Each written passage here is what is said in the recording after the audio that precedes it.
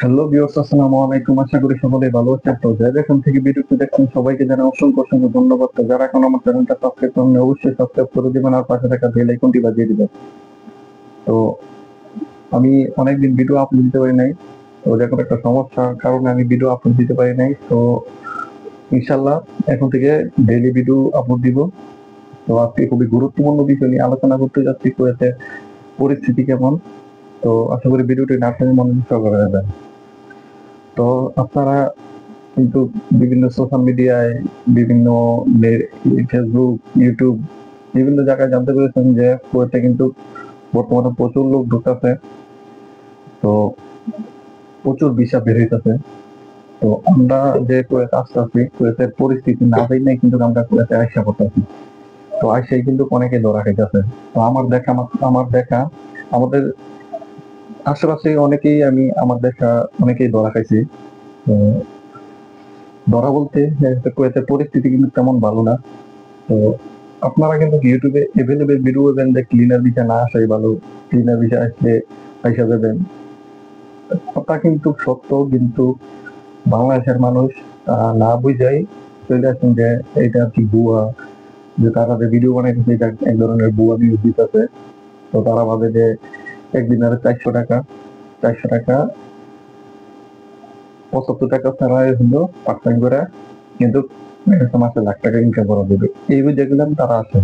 কিন্তু ক্লিনার কোম্পানিতে আচ্ছা ভালো না, এটা ভিডিও দেখেও তারা ইগনোর করে, তারা একে 400 দেখে ওইটা আসে। তো বর্তমানে কুয়েতের যে পরিস্থিতি, দেখা যাচ্ছে পার্ট টাইম তো নাই, দেখা যাচ্ছে আপনি যে চলাফেরা করবেন ওইখানে আপনার কোনো সেফটি নেই। আপনার যদি কাগজপত্র ঠিক না থাকে, দেখা যাচ্ছে আপনি কিন্তু সাথে সাথে আপনাকে তারা দইরা দেখা যাচ্ছে তাদের একটা সফর জেলা ওইখানে রাইখা আপনাকে কিন্তু বাংলাদেশে রিটার্ন করে পাঠায় দেওয়া হবে আপনার যদি কাগজপত্র ঠিক না থাকে। তো বর্তমান পরিস্থিতিতে কুয়েতে প্রচুর চেক চলতেছে। দেখা গেছে আপনি অন্য জায়গায় কেমন তা জানি না, ভাষা বিয়ার ভিতরে প্রচুর চেক চলতেছে।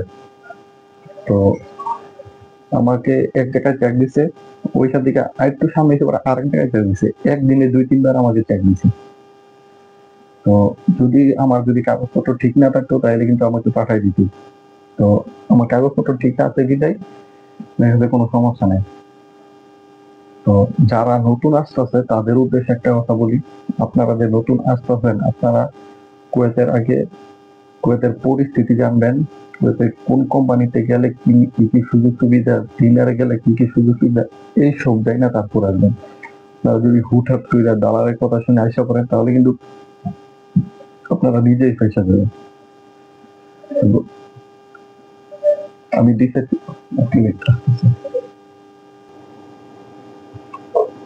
দেখা গেছে আপনার অনেকেই কিন্তু আমার সামনে দেখা গেছে অনেকে নতুন অনেক লোক আছে কান্দাকাটি করতেছে। আমাদের শরিকা আছে, অনেক লোক আসছে, দেখা গেছে আমাদের বিল্ডিং পাশের রুমে থাকে, তাদের দালাল আনছে, দালাল আইন না তাদের কোনো খোঁজ খবর কিচ্ছুই নেয় না, তারা ঠিক মতো খাইতেছে কিনা কিচ্ছুই কোনো খোঁজ খবর নেয় না, তারা না খাই আর কি চলতেছে। রুমের লোকেরা সাহায্য করতেছে, হারেস আছে তারা, সে নাস্তা করে, সকালে নাস্তা করে রুমের লোকেরা কাউন্টাউন দিয়ে আর কি তাদেরকে চলাইতেছে। আমার দেখাই আমাদের বিল্ডিং এর 7 জন লোক আমাদের শরীরে ডিউটি হয়েছে, ডিউটির সাথে সাথে আর কি কোম্পানি বেতন দিয়ে দেবে না, মাস পেলে বেতন দিবে। 1 মাসটা চলবে দিবে, দালাল আসছে কিন্তু তাদের কোনো খবর নেই, আসে শরীরের কাছে বুঝাই দিই, তারা তারা পিছিয়ে গেছে, তাদের কাজ শেষ। তো কুয়েতে যদি দালালের মাধ্যমে আসেন, দেখা যাচ্ছে নিজের আত্মীয় স্বজনও কিন্তু কেউ না, নিজের ভাইও কিন্তু কেউ না।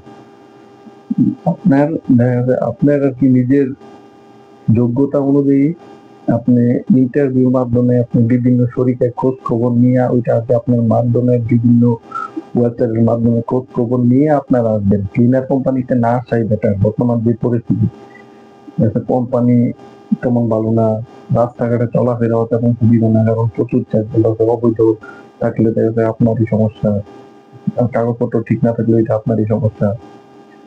তো বর্তমান যে পরিস্থিতিতে আমি ডিসাইড করবো যে কুয়েতে না আসাই বেটার। তো আসতে পারেন, জানাশোনা কোম্পানিতে আসতে পারেন, প্রাইভেট কোম্পানিতে আসতে পারেন। তো বিভিন্ন ড্রাইভিং হিসেবে বিভিন্ন কাজের মাধ্যমে ট্রেনিং প্রাপ্ত নিয়ে আসতে পারেন।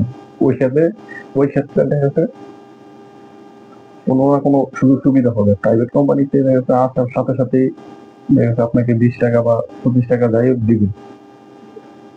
তো আজকে ভিডিওটি লং করবো না। তো আজকে এই পর্যন্তই, মাথায় রাখবেন যে কুয়েতে আসতে হলে একটু বাইরে চিন্তা করবেন। তো কালকে নতুন একটি ভিডিও নিয়ে আসতেছি।